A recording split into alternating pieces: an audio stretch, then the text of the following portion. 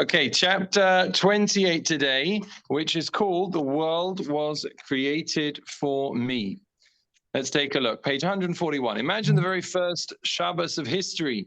Just one couple, husband and wife, together with Hashem.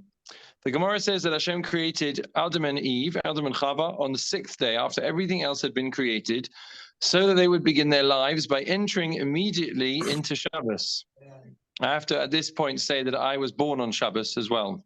So therefore, I also entered my life immediately into Shabbos as well. Our first two kids were also born on Shabbos too. Both of them, not one, but two, were born on Shabbos. So it wasn't until the third that we knew anything else except that peace and quiet that comes. You know, having a baby on Shabbos, the beginning part is a bit difficult when you're not sure what to do, where to go, and how to do it, etc. And then after that, when it's just, you know, you're just by yourselves, there's not much else you can do but enjoy the moment. Is wonderful. So Adam and Chava go straight into Shabbos at the beginning of their lives because they're created on Erev Shabbos. On Shabbos, as we reaffirm Hashem created the world and each one of us, we remember how precious we are to Him. As the Gemara says, every person is obliged to say, the world was created for me. The Talmud learns this. The Gemara learns this from the fact that Hashem created all plant and animal species en masse, while human beings were created as just one being. In fact, only later divided into two. The whole universe was worth being created, even if just one human being existed to inhabit it, which is quite a thought to think about. That person should say, as it says, Bishvili Nivra Ha'olam, that the world was created for me. Now, Rav Noach Weinberg, who was the Rosh Yeshiva of Eish HaTorah, when he used to quote this, he used to say, that means that I'm responsible for it. Because if it was worth creating the entire world for me, then that means that my responsibility must encompass everything. Really, ultimately, I must be responsible because it was worthwhile to create for me. So there is something that I can do that can change the world. So, you know, he used to take it a very far from a sort of arrogant perspective of, you know, oh, I'm the best thing in the entire world, and rather look at it as, look at my responsibility towards the world, because all of this was worth creating just for one person. Let's continue.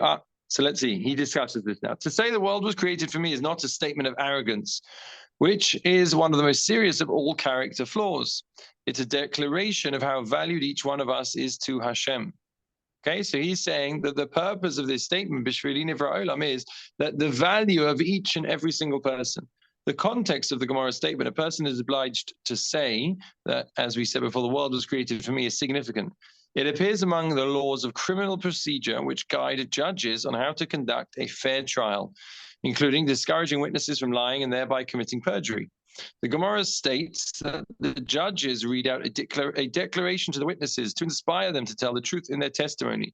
Included in that declaration is this statement, that a person should say to themselves, the world was created for me. So meaning this is used really as a musashir, which means a sheer in ethics. When they're encouraging their witnesses to tell the truth, then the way that they do it is not by telling them how rubbish they are.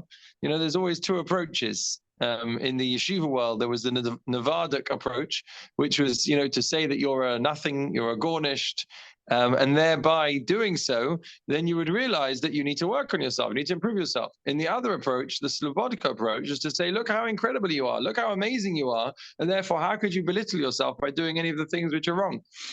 And nowadays, I think that is definitely the approach that works best, and that's basically what the judges were doing. They were telling the person, look, Bishvili Nivra Olam, the entire world is created for you. So how could you go and then lie in front of a court? How could you sort of belittle yourself?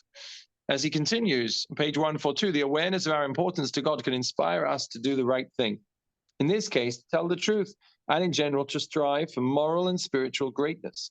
When we realize our self-worth, that the world was created for me, we're moved to live by higher ideals, to live up to our lofty standing in the eyes of our Creator. He continues, becoming aware of our self-worth instills in us a sense of dignity that protects us from temptation and wrongdoing, and it can inspire us to achieve things we felt were beyond us. We see this idea expressed in the construction of the magnificent and intricate sanctuary in the desert, built after the people left Egypt, the Mishkan that we've just read about recently. As former slaves of Paro, Accustomed only to hard labor, the Jewish people lacked the skills, artistry, and experience needed to build such an elaborate structure. Yet they came forward to try and achieve what Hashem asked of them. This courage came from self-belief, a conviction that they had within them, the ability to rise to the occasion. It came essentially from their awareness of God's faith in them. In fact, the Ramban says, it says that Kol Asher Nasa'o Libo, anyone whose heart inspired him, came forward to do the work in the Mishkan. And the Ramban says, what does that mean? Their heart inspired them. How would they have known how to do all the work? The carpentry and the masonry and the carving that needs to be done. How did they know how to do the embroidery, the tapestry? How would they have known? They were slaves, schlepping bricks around in Egypt.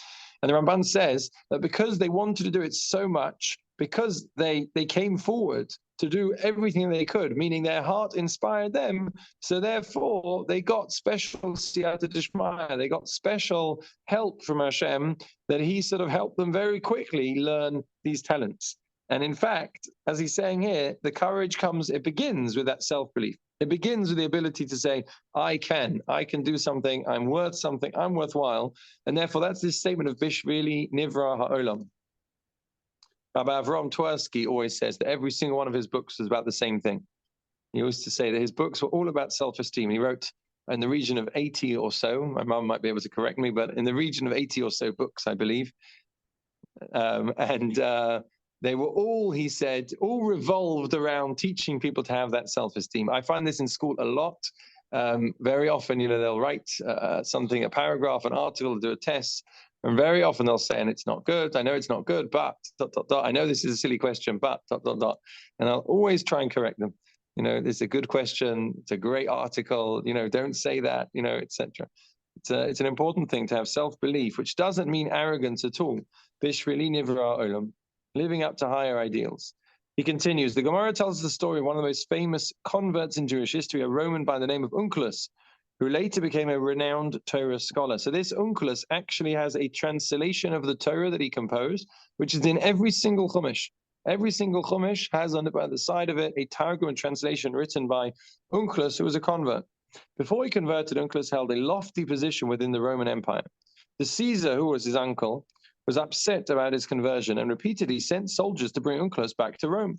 But on each occasion, after Onkelos had spoken with these soldiers, they were so taken with his words that they converted to Judaism as well. You can imagine all the soldiers that he sent, they kept converting and he had to send more.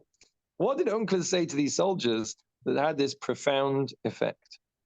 On page 143, to one group, Onkelos spoke about the pillars of cloud and fire that Hashem held for the Jewish people to guide them through the desert after they left Egypt. He contrasted this with an earthly ruler for whom it would be beneath his dignity to hold a torch for anyone. Right, here's Hashem, as it were, holding up the pillar of cloud and the pillar of fire, and contrasting that with the way that an earthly ruler would treat their subjects. To another group, Onkelos explained the concept of a mezuzah, through which Hashem himself stands guard outside Jewish homes. He contrasted this with an earthly ruler whose servants guard his palace. It's the other way around usually. What moved the Roman officers so profoundly was the insight that Hashem regards each one of us as precious and gives us his personal attention and focus. He cares for us collectively, as he did with the pillars of fire and cloud, and also as individuals, represented by the mezuzah outside each and every home. This divine attention inspires us to become better people, to live a holy, more noble life, and achieve great things. When we realize, as he says, when we realize that Hashem cares about each and every single one of us individually, when we realize our true value, our true worth, then that transcends, everything that the world sort of seems to throw at you or tell you, or that you sort of convince yourself about your abilities and about what you're capable of doing. Because if you have Hashem on your side and you know that he believes in you, so then that's surely the most important thing. Which is why we begin the day by saying, Modeh ani lefonecha, melech chai v'kayom. I'm thankful, grateful to you, our King, everlasting King, shechazarta b'nishmasi, for returning my soul, b'chemla rabbah, with great mercy, emunasecha, your faith.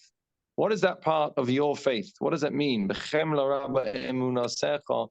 So some say that it means that we express the fact that Hashem has faith in us.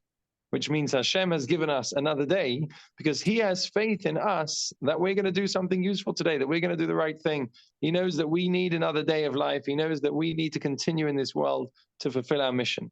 And therefore, almost we declare at the beginning of the day, both thank you to Hashem for returning our soul, for giving us another day, and thank you for having the emunah, the faith in us, that you trust us and that you're able to give us another day. Let's continue. On Shabbos, we remind ourselves that Hashem would have created the entire universe, even just for one of us. We cast our minds back to that very first Shabbos at the dawn of creation, when everything was made ready, an entire world waiting to welcome the very first couple. We contemplate that we too can feel as special as Adam and Eve, who were the sole focus of God's love, generosity, and expectations, that the world was created for me. And then we recommit ourselves to living up to his belief in us. Meaning on a Shabbos, when we go all the way back to the Maaseh Bereshis, to the beginning of creation, we remind ourselves that at the beginning there is just the one couple, or indeed the one person, and that it was worth creating the entire world for them. And that helps us, that gives us the confidence and the feeling of Hashem's love for each and every single one of us as an individual. I would also add as well, and I have to, just reflect a little bit, because last Shabbos I spent in Krakow, in Poland. And one of the things that you notice when you go around these communities, whether it's Krakow, whether it's, we went to Landshut, we went to Tarnów, is the shuls.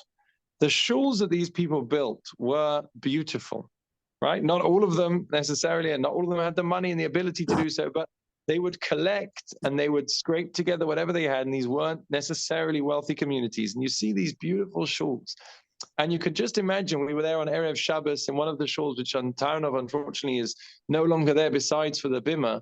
And you can just imagine, we told them, the girls, to sort of picture the scene of everyone arriving in their Shabbos clothes, in their Shabbos finest, and to come and to fill up this shul. And no matter what had gone on during the week, no matter the difficulties, and I'm sure, and they did have difficulties during the week, but no matter that, when they got to Shabbos, dressed as kings and as queens, as princes and princesses, in their shul that they built sort of with their own sweat and blood, then they felt that they were on top of the world.